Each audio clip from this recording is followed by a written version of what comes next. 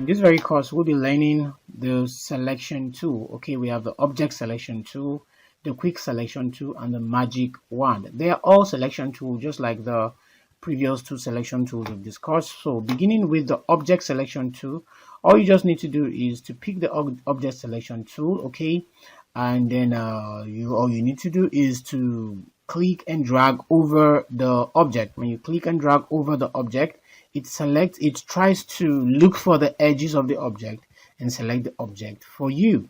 Okay, so that's basically what it does. And then yours would definitely be on this very new selection. So for example, we've just selected only the head, and we want to select other part of this very subject. What do we need to do? We add to selection. When you click add to selection, you can also make additional selections, and it selects for you.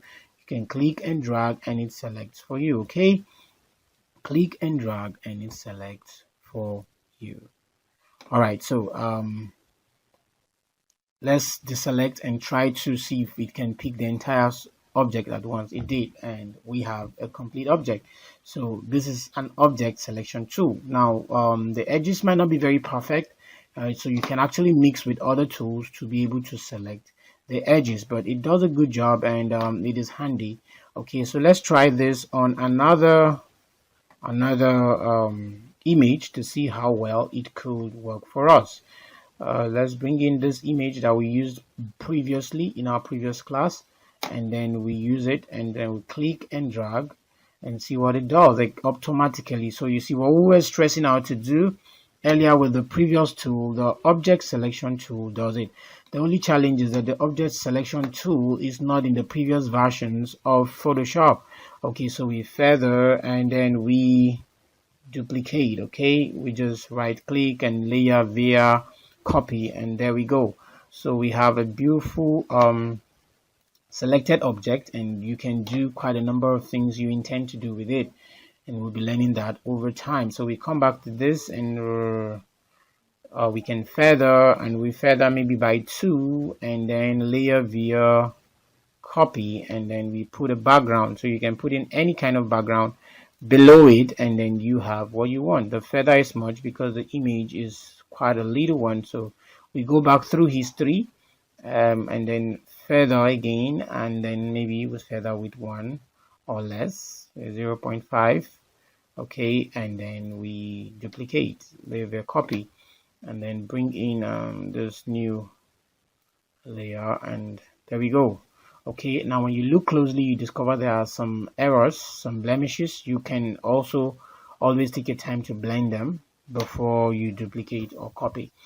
All right, so let's come back to the next tool. Okay, the next tool is the magic wand. The magic wand also is another selection tool that you can use. Okay, before we come to the magic wand, I want you to check. You need to take your time and select. Okay, there are other options here. You can use the lasso, or you can use the rectangle. Now we just use the rectangle. For the lasso, you select round, just like the lasso we used here. And you can also sample all layers, enhance, edges, and object subtract. So object subtract was what we use. You can practice with the rest. You can also just come simply and say select subject, select object, and then you can select and mask. Okay, so let's work with this. You just come simply and select object, and it picks that for you also automatically. And you can also select and mask. Okay, and so this, with the masking, you can actually paint over the object, and then you mask straight away. By masking here, it simply means you can enhance the transparency of your selection, which is 20 by default. You can detect the edges by pixels, let's say 1 pixel. You can smoothen your selection, okay, the smoothness of the selection, so it doesn't become too rough. It tries to smoothen it. You can also feather. We've been using feather for quite some time now, and for this image, feathering should not exceed 0.5 because the pixel is very low.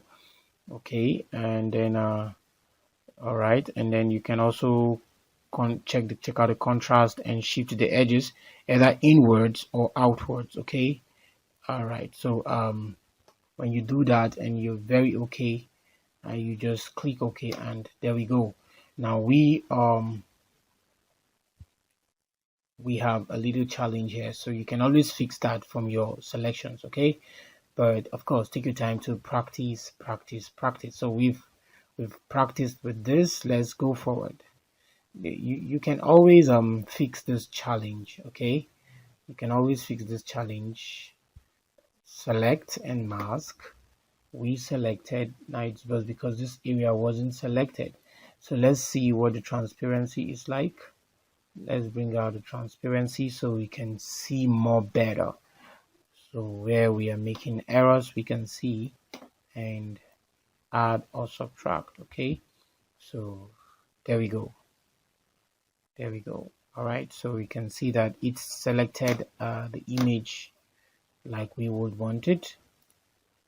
Okay, and then once we're good with what we've done, we can always minus. Okay, we can increase the radius size and all of that, and once we're done, we have a good work. So we go on okay. So this is it. Okay, it's basically to select and select and select. So when we go to that, we now go to the quick selection tool.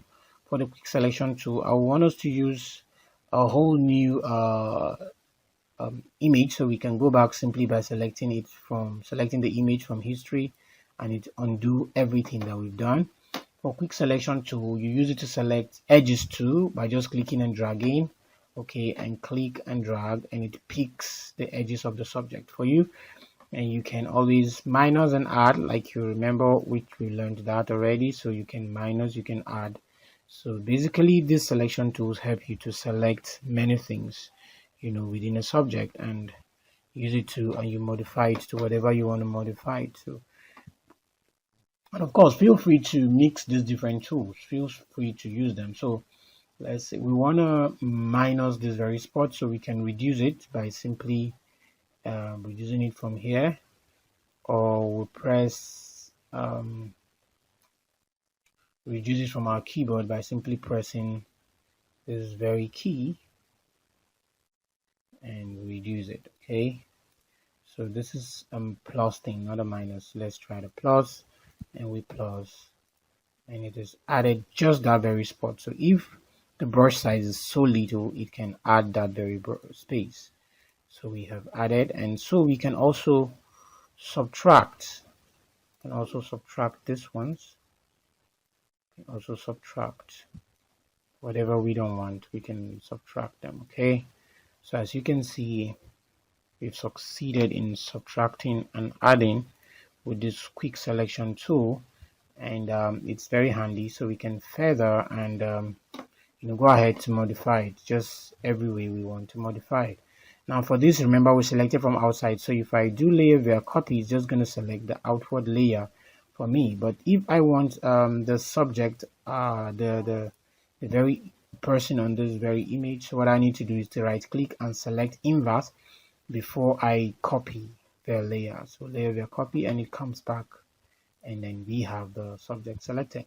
Okay, so we have done justice to this very tool. So let's get to the next tool, which is the magic wand. The magic wand selects uniform colors. It selects uniform colors within a particular subject or image. So let's come back through history again, and okay, I think we can just save this as quick selection tool. Let's just save it quick, and then we hide that, come back to our background layer.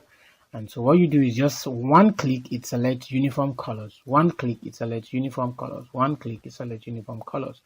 Like with every other selection tool, you can add, minus, and intersect. So we add and add all those pixels. Okay, select uniform pixels. Don't forget, even these very pixels here can be selected. Okay, it selects them for you. All right, so and there we go. We have a beautiful work right here. And of course, everything is still boiling around selection. So take your time further, and then of course, if you intend to modify, you can also select and mask from here. You can mask it from here. You can decide to shift the edges. You can decide to shift the edges inwards, or you shift them outwards. Right now we're shifting them inwards by 100%. We can shift them outwards, so but it's better it goes inwards. Okay, and then you can also feather and add all those other factors. Take your time to practice and practice and practice. All right, so once we're done, we have a good result. We just click OK and then layer via copy. All right, sorry, layer via copy. All right, so once we do that, we deselect, we can see what we have. Okay, because it is inverse, so we need to select it inverse also before we can get this very subject. So select inverse and then you copy, layer via copy. All right, so we have a very beautiful image right here, and then this is it. So you can actually bring in any kind of background you intend to have for this image. So let's assume we want to have our on the railway track. You can just bring this in, enlarge it, position it correctly, and then bring it just directly below to have her right here. And there we go. You can now take your time to blend it, to suit the very image. You can actually bring her down a little, okay, which will be doing all of those in details later. So that is it for the lasso tool. I do hope you take your time, practice. See you in the next class.